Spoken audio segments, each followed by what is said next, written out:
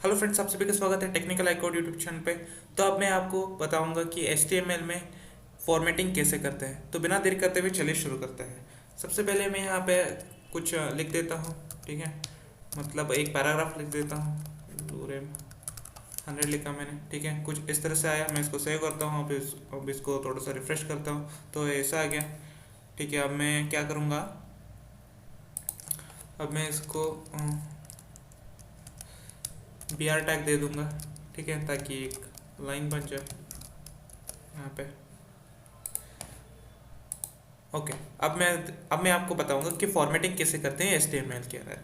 ठीक है फ्रेंड्स, उसके लिए हम बहुत सारे टैग्स होते हैं। मैं एक एक करके अब मैं आपको सारे टैग्स बता दूंगा। तो पहला टैग आता है हमारे पास, जो कि होता है बोल्ड टैग। उसके लिए हम टैग यूज़ करते हैं बी। ठीक है, यहाँ पे देखिए, सबसे पहले मैं इसको बी लिखना होता है। ठीक है, less than B and greater than. ठीक है, ये ओपनिंग टैग हो गया और क्लोजिंग टैग सेम में है, बस यहाँ पर बैक स्लैश लगाने हैं। ठीक है, और ये जो क्लोजिंग टैग है उसको कट करके आपको कहाँ पे लगाना है, तो कहाँ पे लगाना है ये आप पे डिपेंड करता है, लेकिन मैं फिलहाल यहाँ पे लगा देता हूँ लोरम के बाद। ठीक है, अब मैं सेव करता हूँ। तो बी टैग बेसिकली क्या करता है, जो वर्ड है या फिर जो लेटर्स है जो आपने ओपनिंग एंड क्लोजिंग टैग में बीच में जो आपका कंटेंट है उसे बोल्ड करता है। ठीक है, यानी कि ये जो बी टैग है ओपनिंग और क्लोजिंग टैग के बीच में जो कुछ भी होता है वो क्या करता है, बोल्ड करता है। ठीक है, मैं इसको सेव करता हूँ। अब यहाँ पे देखिए, मैं इसको रिफ्रेश करते हैं, क्या हो जाएगा, ये लोरेम क्या हो जाएगा, ये बोल्ड हो जाएगा। यहाँ पे देखिए बोल्ड हो गया।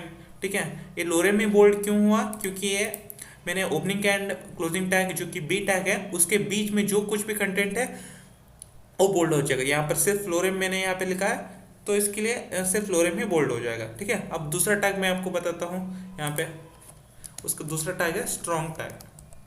ठीक है, स्ट्रॉन्ग आपको लिखना है।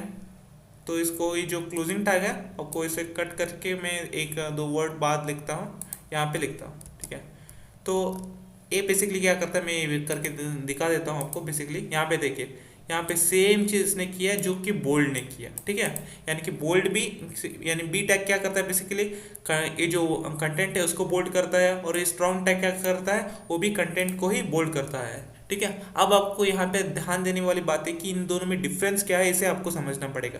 ठीक है फ्रेंड्स, देखिए बी टैग क्या बेसिकली क्या करता है, बोल्ड करता है। उसका जो कुछ भी वैल्यू नहीं है, मतलब उसका कुछ मीनिंग नहीं है, बस वो कुछ क्या करता है, बोल्ड करता है। ठीक है, वो जो भी कुछ भी कंटेंट उसके बीच में होता है ओपनिंग एंड क्लोजिंग टैग के बीच में, वो बोल्ड करता है। और स्ट्रॉन्ग टैग क्या करता है बेसिकली, स्ट्रॉन्ग टैग बेसिकली क्या करता है, उसके जो कंटेंट होता है जो कि ओपनिंग एंड क्लोजिंग टैग का है, उसके जो कुछ भी कंटेंट होता है बीच में वो तो बोल्ड करता ही है। उसके साथ साथ वो क्या करता है, वो स्ट्रॉन्ग वैल्यू होल्ड करता है। स्ट्रॉन्ग वैल्यू यानी कि क्या होता है, मतलब देखिए, समझ लीजिए एक पैराग्राफ है। यहाँ पे देखिए, यहाँ पे एक बेसिकली एक, यहाँ पे देखिए बेसिकली यहाँ पे ए है। ठीक है, ओके, यहाँ पे कुछ यहाँ पर है बेसिकली। यहाँ पे मैंने पेज ओपन किया, यहाँ पे कुछ भी वर्ड है। ठीक है, यहाँ पे जो कुछ भी डिफरेंस है, तो यहाँ पे बेसिकली ये जो स्ट्रॉन्ग टैग के बीच में मैंने यहाँ पे ये जो वर्ड सेलेक्ट किया है, ये वैल्यू को, ये स्ट्रॉन्ग वैल्यू होल्ड करता है। यानी कि ये जो पैराग्राफ है इसके अंदर ये जो वर्ड्स है जो कि स्ट्रॉन्ग टैग के अंदर जो हमने भरा है, ये स्ट्रॉन्ग वैल्यू होल्ड करता है। यानी कि ये जो इस वर्ड्स के रिलेटेड ही ये जो पैराग्राफ है वो है। ठीक है, यानी कि इस वर्ड्स के जो रिलेटेड ही ये जो पूरा पैराग्राफ है। ठीक है, अब आप समझ चुके हैं।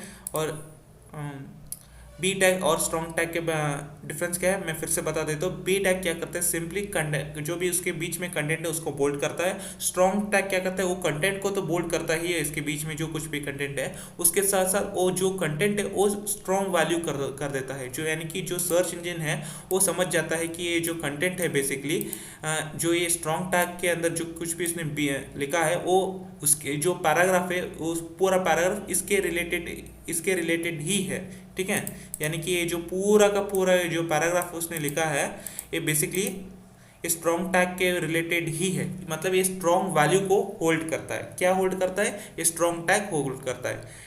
अब आपको समझ आ चुका होगा B tag and strong tag के बारे में। बी टैग सिर्फ कंटेंट को बोल्ड करता है, स्ट्रॉन्ग टैग क्या करता है, कंटेंट को तो बोल्ड करता ही है, उसके साथ साथ वैल्यू को स्ट्रॉन्ग बनाता है, ठीक है, यानी कि उस वैल्यू को स्ट्रॉन्ग बनाता है, ताकि ये जो भी कुछ भी लिखा है उस इसके स्ट्रॉन्ग टैग के रिलेटेड ही है, यानी कि जो स्ट्रॉन्ग टैग के बीच में जो कुछ भी आपने लिखा है, जो यहाँ पे बोल्ड हुआ है, इसके रिलेटेड ही ये पूरा पैराग्राफ है, ठीक है। अब आपको समझ आ चुका होगा B tag and strong tag के बारे में। अब हम आगे बढ़ते हैं। उसके बाद हमारे पास आता है आई टैग,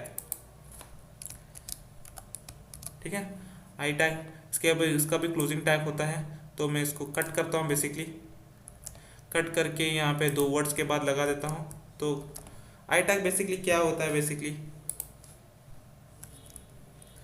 आई टैग इसलिए होता है कि ताकि इसको हम स्टाइल कर सके, बस इटैलिक फॉर्म में हो जाता है। यहाँ पे देखिएगा, यहाँ इन दोनों वर्ड्स को मैंने सेलेक्ट किया था, इन दोनों वर्ड्स को आई टैग के बीच में इन दोनों वर्ड्स को डाला था, तो ये दोनों क्या हुआ, इसका जो स्टाइल है वो चेंज हो गया, ठीक है। अब आगे एक और टैग आता है हमारे पास, जो कि ई एम टैग, ठीक है। उसको ई एम लगा देना, ई एम लगा दिया मैंने। ये जो क्लोजिंग टैग है उसको कट करके मैं तो 1-2 वर्ड के बाद लगा देता हूँ, ठीक है। ओके,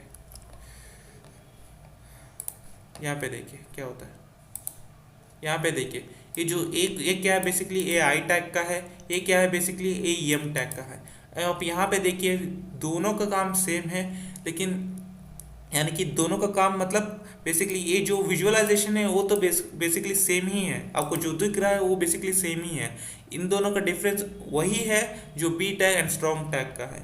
यानी कि यहाँ पे देखिए बी टैग और स्ट्रॉन्ग टैग में क्या होता था, मैंने अभी ऑलरेडी काफ़ी बार बता चुका हूँ कि बी टैग सिर्फ बोल्ड करता है, और ये क्या करता है, स्ट्रॉन्ग टैग उस वाली को जो कंटेंट को स्ट्रॉन्ग बनाता है। और यहाँ पर भी सेम है, सिर्फ आई टैग जो कुछ भी वैल्यू नहीं रखता, वो सिर्फ क्या करता है, वो स्टाइल करता है, इटैलिक करता है जो उसके बीच में जो कंटेंट है। और ई एम टैग करता है, वो जोर देता है इस कंटेंट, उसके बीच में जो कंटेंट है उस वाली को जोर देता है, ताकि वो स्ट्रॉन्ग कंटेंट बन सके, ठीक है। वही सेम जो B tag and strong tag में डिफरेंस है, वही same to same I tag and E M tag में है, ठीक है। उसके बाद हमारे पास आता है स्मॉल टैग, ठीक है। उसके लिए हमें स्मॉल टैग के लिए स्मॉल लिखना होगा बस। ओके, अब मैं इसको क्या करता हूँ, कट करके 1 वर्ड के बाद लगा देता हूँ, 2 वर्ड्स के बाद लगा देता हूँ, ठीक है। ओके, यानी कि यहाँ पर देखिए ये क्या हुआ, बेसिकली ये जो कंटेंट है जो हमने टैग के बीच में हमने लगाया था वो क्या हो जाता है, स्मॉल हो जाता है, ठीक है। ये देखिए कंपेयर टू उसके आजू बाजू देखिए जो कुछ भी कंटेंट, यहाँ देखिए यहाँ पे कितना बड़ा है और ये देखिए कितना छोटा है। तो स्मॉल टैग क्या करता है, बेसिकली जो कंटेंट है वो छोटा सा बना देता है, ठीक है।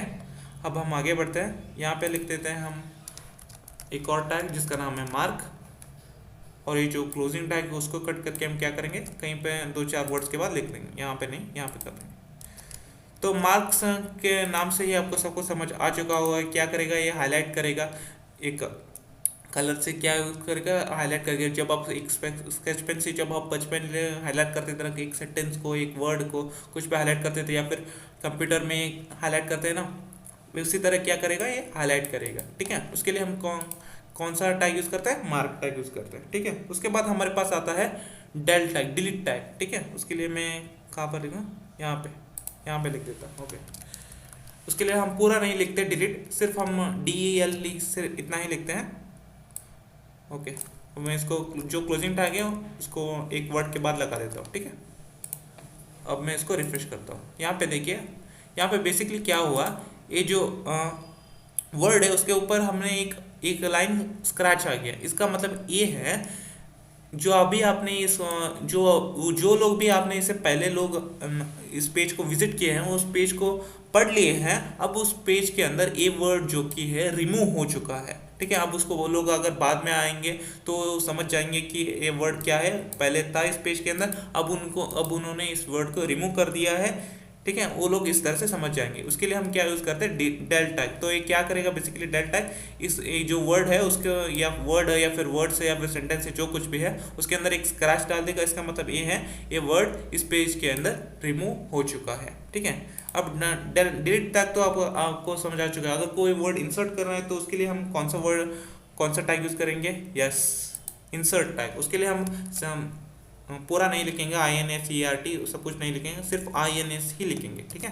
INS लिखते हैं, ये आ जाए। ओके, मैं इसको कट करूँगा और यहाँ से लेके यहाँ पे मैं पेस्ट कर दूँगा। ओके, यहाँ पे देखिए, यहाँ पे मोदी लिखा हुआ है बेसिकली। ओके, ये मोदी है। यहाँ पे देखिए नीचे क्या हुआ है, एक अंडरलाइन आ चुका है। इसका मतलब क्या हुआ है, तो पहले इस पेज के जो भी वर्ड है, इस पहले पेज पे जो वर्ड है वो पहले नहीं था, अब इसको डाला गया है। इसका यही मतलब होता है, जो अंडरलाइन है वो वर्ड है बेसिकली, अब उसको ऐड किया गया है इस पेज के अंदर। ठीक है, तो पहले कुछ लोग पढ़ के जाते हैं तो दूसरी बार आएंगे तो इस अंडरलाइन का जो वर्ड है या फिर सेंटेंस है, वर्ड्स है, उसे देख के समझ जाएंगे कि ये पहले नहीं था वर्ड, अब उसको इस पेज के अंदर ऐड किया गया है। तो इसके लिए हम कौन सा टैग यूज करते हैं, INS टैग यानी इंसर्ट टैग। ठीक है, अब हम स्क्वायर रूट के बारे में भी थोड़ा सा जान लेते हैं। उसके लिए हम BR टैग यूज करते हैं थोड़ा सा। ओके, यहाँ पे देखिए,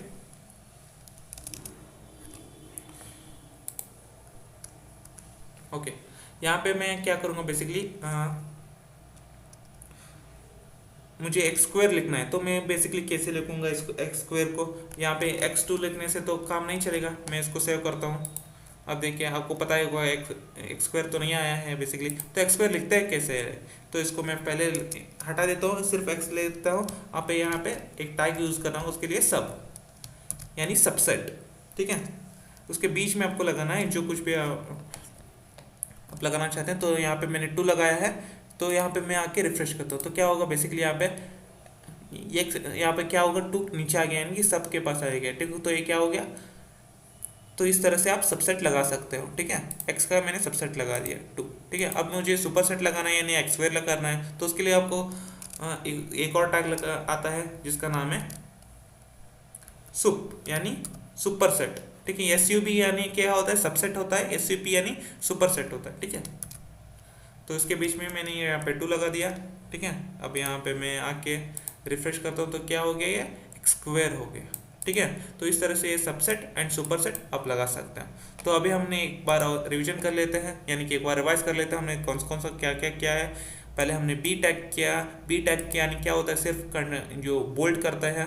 ठीक है, और उसके बाद हमने देखा कि स्ट्रॉन्ग टैग होता है। स्ट्रॉन्ग टैग यानी तो सेम यही होता है बी टैग का ही, यानी कि वो कंटेंट जो उसके अंदर बीच में होता है वो बोल्ड तो करता है। उसके बाद वो जो कंटेंट इसके अंदर होता है वो उसको वैल्यू स्ट्रॉन्ग करता है, जो उसका कंटेंट है उसको ज़्यादा महत्व देता है। तो इसलिए वो समझ जाता है, जो ब्राउज़र है, जो SEO है, वो समझ जाता है कि इसके रिलेटेड ही पूरा पैराग्राफ है। ठीक है, उसके बाद हमने आई टैग देखा। वो आई टैग क्या बेसिकली क्या करता है, आई टैग बेसिकली सिंपल क्या करता है, टेक्स्ट को इटैलिक करता है। ठीक है, उसके बाद हमने टैग देखा EM tag. EM tag basically करता क्या है, same to same EM tag I tag की तरह ही इटैलिक करता है, और इसको ये जो ये जो ये जो कंटेंट है इसके बीच में लिखा है उसको ज़्यादा जोर देता है, ज़्यादा महत्व देता है। Same to same B tag and strong tag के होता है ना, सेम टू सेम इसी तरह I tag and EM tag के बारे में ही होता है। ठीक है, उसके बाद हमने देखा स्मॉल टैग। स्मॉल टैग यानी क्या होता है, जो वर्ड्स होते हैं, जो कंटेंट होता है वो छोटा करता है। ठीक है, उसके बाद हमने देखा मार्क, यानी कि मार्क यानी क्या होता है कि एक मार्क कर देता है। ठीक है, जो कि अभी आपने यहाँ पे देखा, इस तरह से वो मार्क कर देता है, जो कि कंटेंट को मार्क कर देता है। उसके बाद हमने क्या देखा, डेल टैग देखा, यानी कि जो कि डिलीट कर देता है। डिलीट कैसे करता है, बेसिकली एक स्क्रैच डाल देता है या फिर अंडरलाइन कर देता है, वर्ड्स के ऊपर डाल देता है, नीचे नहीं डालता, वर्ड्स के ऊपर ही डाल देता है, या फिर उसके वर्ड को स्क्रैच कर देता है, यानी कि ये वर्ड इस पेज से डिलीट हो गया है। ठीक है, ओके, उसके बाद हमने क्या देखा,